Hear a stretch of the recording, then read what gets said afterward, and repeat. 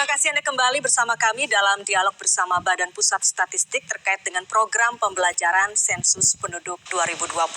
Dan kini saya sudah bersama dengan narasumber dari BPS, yaitu Direktur Statistik Kependudukan dan Ketenagakerjaan Badan Pusat Statistik, Ibu Nurma Midayanti. Selamat sore Bu Nurma. Sore. Terima kasih Bu sudah hadir.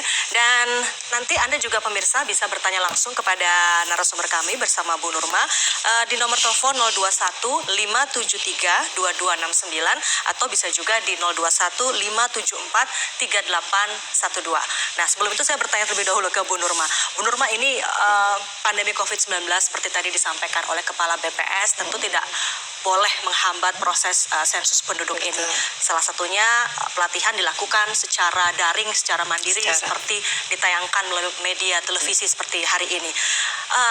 Bagaimana Bu proses pembelajaran itu nantinya berlangsung, dan kemudian apa yang membedakan tahun ini dengan proses pelatihan di periode-periode sebelumnya? Ya. Terima kasih Mbak. Jadi sensus penduduk kita kali ini memang berbeda dengan sensus yang sebelumnya, kan 10 tahun sekali sensus diadakan. 10 tahun sekali. 10 tahun, setiap 10 tahun sekali.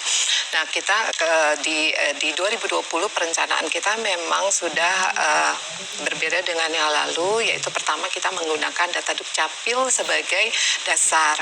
Kemudian moda pengumpulan datanya juga lebih dari satu macam gitu ya.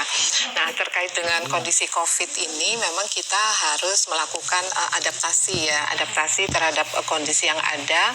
Salah satunya ini tentu adaptasi cepat ya Bu ya. Ya, awalnya pasti rencananya nggak seperti ini. Tidak, kita bekerja keras untuk menyiapkan akhirnya pelaksanaan menjadi seperti ini. Jadi ketika COVID kita kan harus jaga jarak, ya nggak boleh berkerumun. Oleh karena itu tatap muka kan menjadi dibatasi, menjadi sumber penularan, sehingga kita melakukan cara jarak jauh. Nah, kita berjenjang.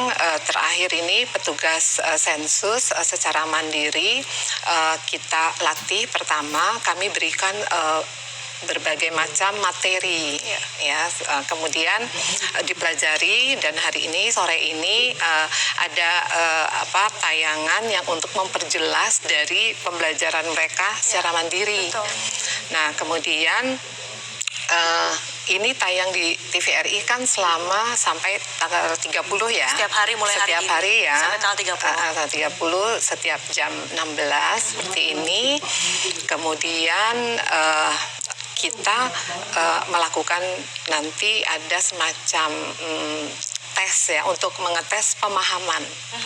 Sejauh mana petugas ini memahami, nanti kita lihat evaluasi yang nilainya mungkin tidak baik, itu nanti ada pendampingan yang lebih banyak dari di atasnya petugas sensus kan ada KOSEKA, Koordinator Sensus Kecamatan. Ada berapa petugas Bu yang akan terlibat dalam proses pendataan penduduk ini? Sekitar petugas sensusnya itu sendiri ada lebih dari 190.000 orang. Untuk seluruh Indonesia? Untuk seluruh Indonesia, KOSEKA itu ada 16 ribuan.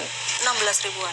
Petugas, di mana satu orang KOSEKA itu membawahi 15 orang petugas. Baik Bu, sebelum kita bahas lebih jauh, sudah ada penelpon yang masuk. Kita akan sapa terlebih dahulu. Selamat sore. Ya, halo, selamat sore Bu. Iya, dengan Ibu siapa? Ibu siapa dan di mana Ibu? Saya dari Kota Sukabumi. Ya. Iya Ibu. Ya. Dengan Bu siapa Bu, maaf? Darliawati. Darliawati, silakan Ibu pertanyaannya. Iya, silakan Bu. Saya mau bertanya ya Bu ya. Iya, silakan. Ini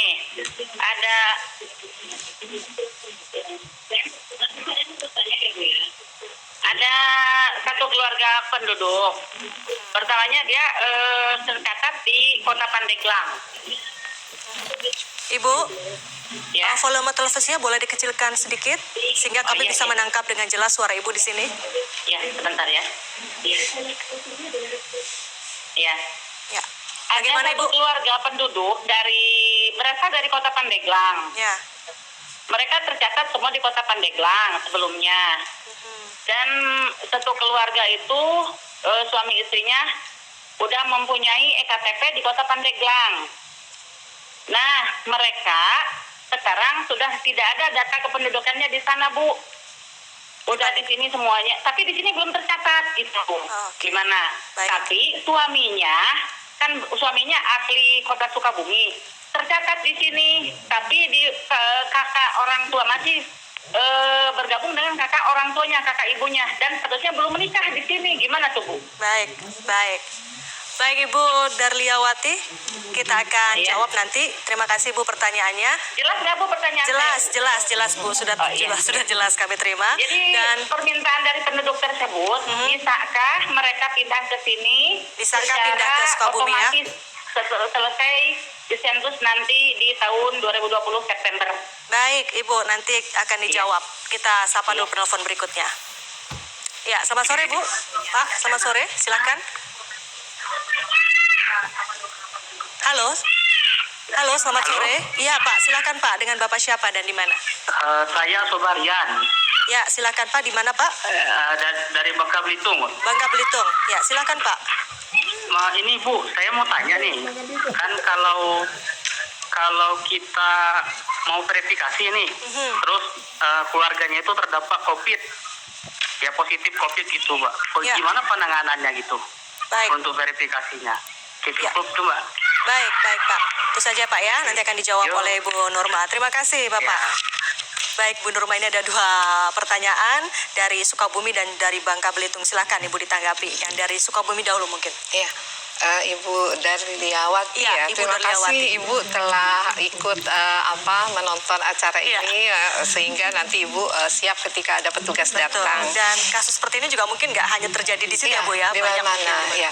Tadi seperti saya sudah jelaskan bahwa sensus penduduk kali ini menggunakan data Dukcapil itu sebagai data dasar. Ya.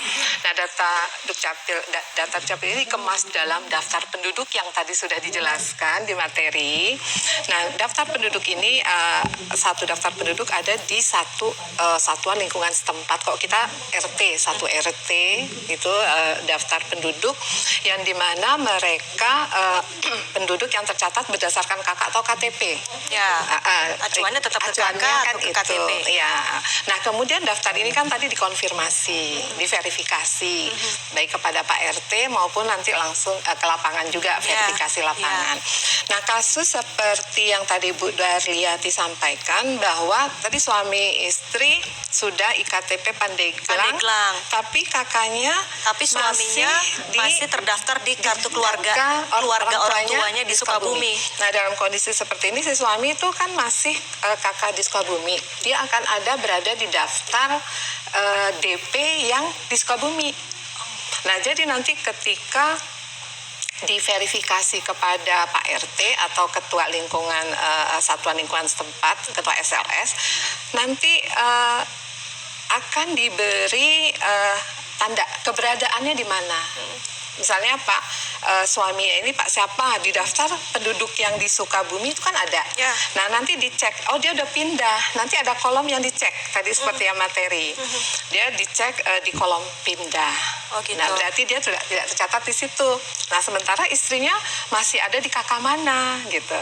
Nah, akan nanti disatukannya itu nanti ada mekanismenya sendiri. Baik. Jadi nanti akan ada mekanisme Ya. dan itu tentu para petugas sensus sudah memahami nanti akan seperti apa begitu ya Bu ya. Tapi apakah secara otomatis gitu dari hasil sensus memang nanti kami akan memberikan data balikan ke Dukcapil, tapi proses administrasi ini harus tetap dilakukan oleh penduduk ke kantor Dukcapil. Iya, artinya termasuk Tidak. tadi pertanyaan untuk menjawab apakah bisa pindah gitu Iya. ya. Itu tentu juga harus diurus ke Dukcapil Iya, setempat. betul. Ya, selanjutnya Ibu, ini pertanyaan dari Bangka Belitung. Apabila pada saat verifikasi lapangan, keluarga yang akan diverifikasi ternyata ada yang positif COVID-19, lalu apa yang harus dilakukan oleh petugas sensus? Ya, jadi tadi seperti dijelaskan petugas kami dibekali dengan protokol kesehatan ya, dengan masker, sarung tangan, face shield dan sebagainya. Itu sebenarnya untuk menjamin bahwa petugas kami tidak menulari penduduk pun tidak menulari petugas kami dengan juga menjaga jarak. Nah, jadi ketika satu keluarga itu terkena COVID, mungkin kita bisa memverifikasinya kepada ketua SLS, ya, atau misalnya melalui telepon ya bisa juga. Yang jelas ini harus tidak ada bertemu langsung kalau Baik. memang itu sudah diketahui Baik, terkena COVID. Iya, baik. Terakhir Bu Nurma, apa yang bisa disampaikan kepada pemirsa TVRI terkait dengan sensus penduduk 2020 ini?